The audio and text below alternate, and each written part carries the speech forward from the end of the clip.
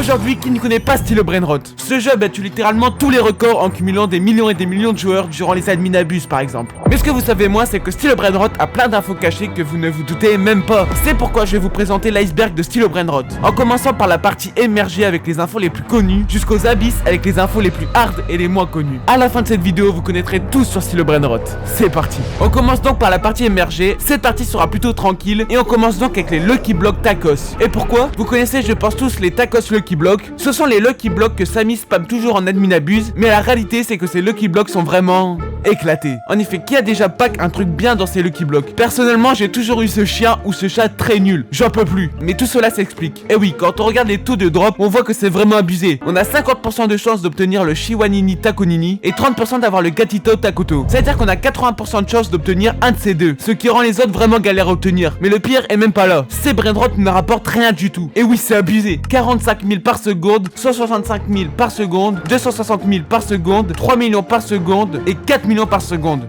C'est tellement peu. Mais le pire c'est que le Los No Mayot Spotitos, qui est donc le plus rare de celui qui bloque, ne rapporte que 5 millions par seconde. Et je rappelle qu'on a seulement 3% de chance de l'avoir. Enfin bref, ce Lucky Block est une énorme fraude. Ensuite on a Matteo et la Car Combination. Ces deux Brainrot paraissent tout à fait chill, mais le souci n'est pas là. C'est que dans un premier temps, Matteo était autrefois un secret, mais Samy a décidé de le passer Brainrot God. Et pour la Car Combination, là c'est plus chaud. En fait à sa sortie elle rapportait 17,5 millions par seconde, ce qui était vraiment pas mal pour le coup. Mais durant un admin abuse, Samy a misclick et a fait spawn le Brainrot sur tous les serveurs, ce qui a donc baissé de fou sa rareté. Il a décidé par la suite de le passer à 600 000 par seconde, car littéralement tout le monde l'avait, ce qui le rendait hyper commun. Après ça, la prochaine info, on a les rituels. Bon, je pense que tout le monde connaît ça, mais dans le jeu il existe des rituels pour faire spawn des Brainrot spécifiques. Aujourd'hui c'est plus trop utilisé, car les Brainrot qui spawn ne sont pas fous. Mais avant c'était la seule façon d'obtenir des Brainrot plutôt rares. Seuls les vrais OG se rappellent quand on a découvert les rituels pour la première fois. C'était une dinguerie. Et d'ailleurs si tu veux aussi être un OG sur la chaîne, abonne-toi et prends ton ticket OG. Et en plus ça fait grave plaisir, car ces vidéos demandent pas mal de travail. Et sur ce on passe directement à la deuxième partie de l'iceberg. On ne rentre pas encore dans les profondeurs mais on avance. Et on commence donc avec la guerre entre Samy et Jungle.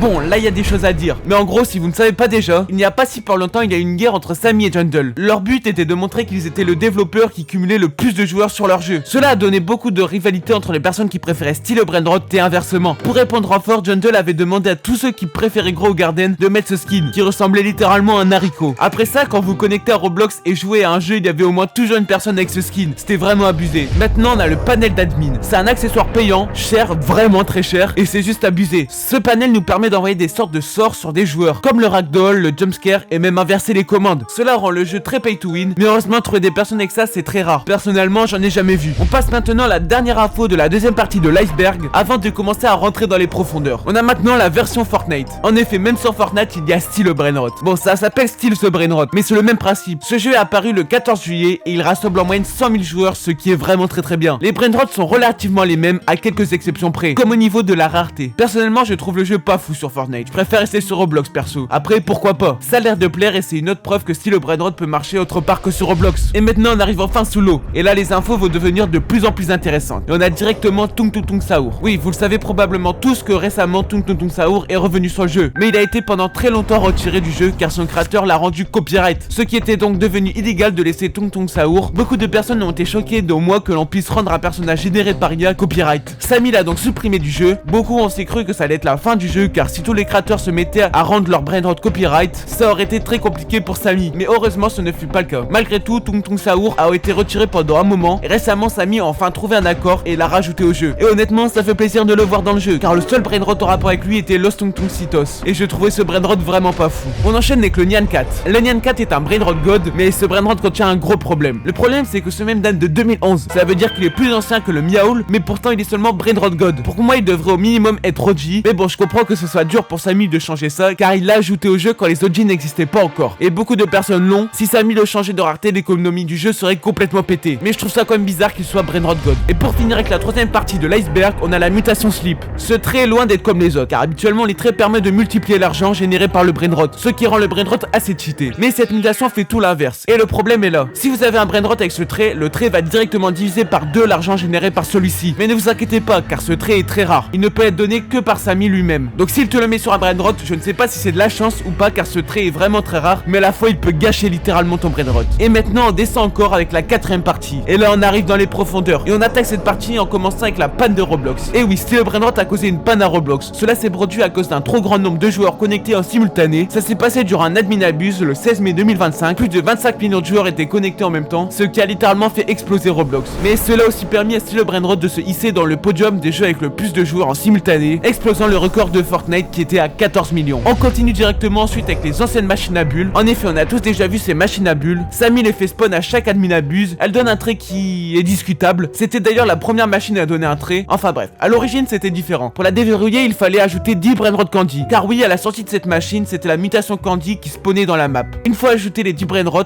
la machine se mettait à fonctionner et on pouvait enfin tenter d'obtenir ce trait. Plutôt stylé en vrai. Après ça, on a les Brainrot supprimés. Samy a supprimé 4 Brainrot pour différentes raisons. En premier, on a ce chimpanzini Spiderini. C'est un chimpanzé avec un corps d'araignée. C'était un secret, mais tous les anciens joueurs ont vu leur Brainrot se faire remplacer car il a été très vite remplacé par Samini Spiderini. Je trouve personnellement que le Samini est quand même plus stylé. Ensuite, on a Statuno Libertino. C'est littéralement la statue de la liberté, et pour des raisons de copyright, elle a dû être remplacée par Anquito Saminito. Après ça, on a Raccooni Giandolini. C'est Jandol en raton laveur. Ce Brainrot a été ajouté pendant la guerre d'admin et je le trouve plutôt drôle. Et finalement, on a le Tung Tung Tung Saour, et celui-ci, comme je l'ai expliqué, il était aussi enlevé puis remis pour des raisons de copyright. Décidément, Samy aime bien le copyright. Et maintenant, on descend encore et on commence à s'approcher des vraies profondeurs. Les infos vont devenir de plus en plus intéressantes. Et on commence cette partie par la réalité sur les guerres d'admin. En effet, durant ces guerres, on avait l'impression qu'il y avait une vraie rivalité entre ces deux admins, et même qu'ils se détestaient vraiment. Mais la réalité est tout autre. Et oui, ces guerres ont en fait pour seul but de créer de l'engouement pour ces deux jeux. Prendre part dans un de ces deux camps nous donnait l'impression de batailler pour une cause. Mais la réalité, c'est que tout ça a été fait pour faire parler d'eux. Et ça a bien marché. Durant cette période, tout le monde ne parlait que de ça. Et l'idée de Jandol de demander aux personnes qui le soutenaient de porter ce skin a encore plus fait parler de son jeu. C'est vraiment très intelligent de leur part de créer ça. Surtout que la réalité est qu'ils étaient amis à ce moment-là. Bon, on passe à la deuxième info de cette partie, avec les glitches de personnages Roblox. Bon, on a déjà ce fameux glitch avec le skin chat. On a déjà tous vu passer, mais bien sûr, c'est totalement faux. Les personnes ont simplement mis l'autorisation aux amis de rentrer. Ils ont cru Berneki. Mais le vrai glitch de perso, c'était vraiment celui-ci. Je le vois dans mes cauchemars, celui-là. C'est vraiment chaud. On va faire une petite review du skin. Bon, c'est un perso avec des longues jambes, des longs bras et un long corps. Rien de plus. Beaucoup le mettaient car grâce à ce skin, on peut monter sur les bords de la map.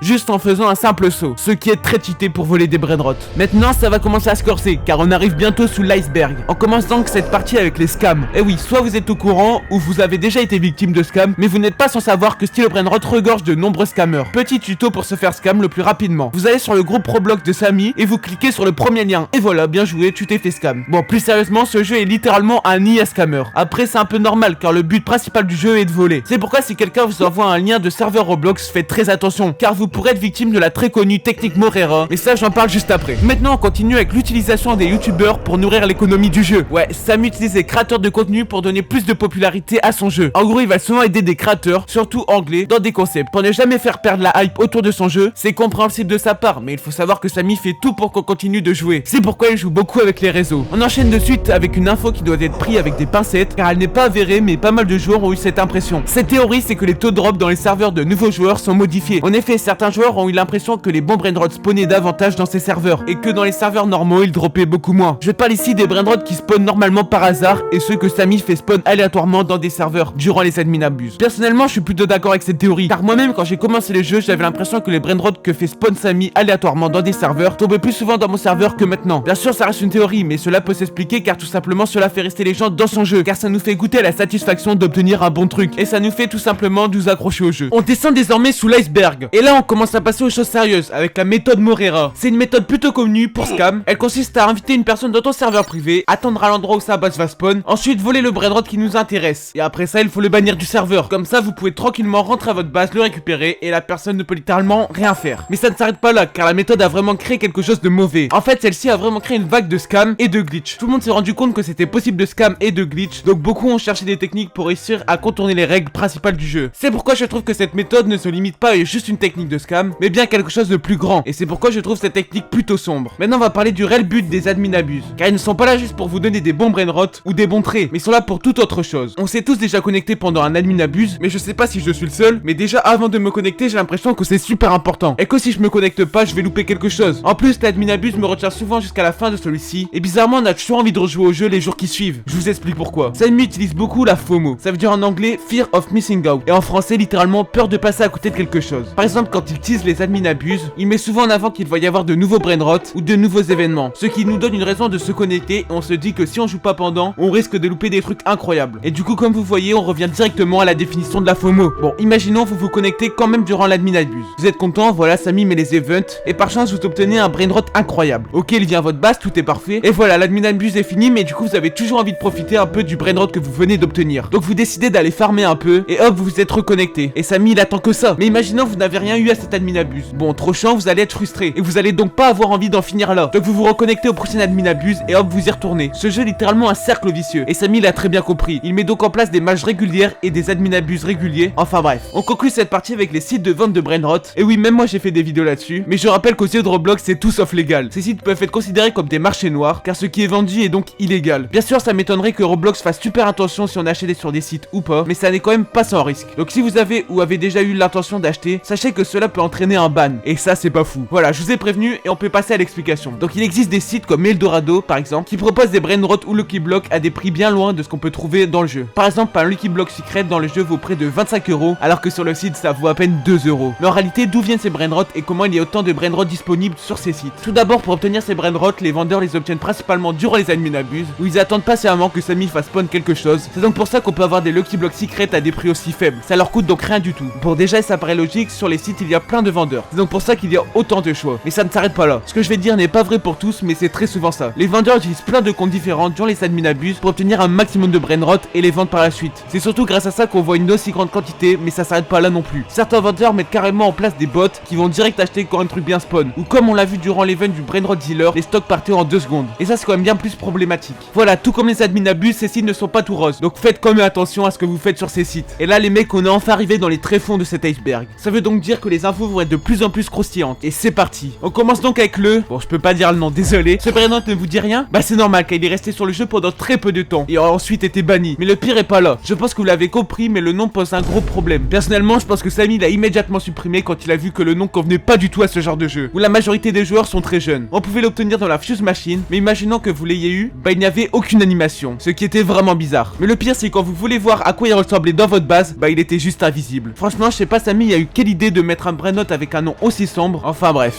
On passe à la deuxième info, qui elle est une théorie, qui est que Samy vend lui aussi des brainrot. Oui, je parle bien de vendre des brainrot sur des sites comme Eldorado. En gros, ça ne serait pas hallucinant que Samy vende sur des autres comptes des brainrot rares qu'il a lui-même fait spawn pour se faire un bon petit billet. Personnellement, je trouve quand même cette théorie un peu abusée, mais si jamais ça s'avérait, on se rendrait tous compte de la vérité sur ce jeu, et je pense que Samy se ferait petit à petit cancel. Mais du coup, on conclut cet iceberg par la dernière info, qui est que le jeu n'a pas de fin, et ça pose un vrai problème. Bon, je t'explique. Dans Style Brainrot, il n'y a volontairement pas de fin. Le principe central est ce qu'on appelle une boucle de gameplay. Le joueur effectue une action simple, reçoit une récompense, puis est immédiatement encouragé à recommencer pour obtenir un peu plus. Comme il n'y a pas d'objectif final clair, ni de conclusion, le joueur n'atteint jamais un moment où il peut dire « Oh là, j'ai fini le jeu », ce qui l'incite à continuer. Les récompenses ne sont pas toujours identiques ni prévisibles. Parfois, elles sont très satisfaisantes, parfois presque inutiles. Cette incertitude pousse le cerveau à rejouer encore et encore, dans l'espoir d'obtenir une grosse récompense. C'est le même mécanisme que celui qui est utilisé par les machines à sous, et ça, franchement, c'est quand même un problème. Ce jeu utilise aussi la progression infinie, même si le gameplay ne change presque pas, les chiffres augmentent constamment, que ça soit l'argent, les rebirths, ou même la rareté des brainrot. Même si cette progression n'a pas de véritable aboutissement. Le cerveau associe cette montée de chiffres à un sentiment de réussite, ce qui renforce encore l'envie de continuer. Ça ne m'empêche quand même pas d'apprécier le jeu, mais juste faites attention, car le jeu est basé sur le fait de vous rendre accro. Voilà cet iceberg de Style Brainrot. Donc si vous avez aimé, pour me soutenir, n'hésitez pas à vous abonner, liker et commenter pour me dire si vous voulez d'autres vidéos de ce style. Sur ce, c'était X, bye.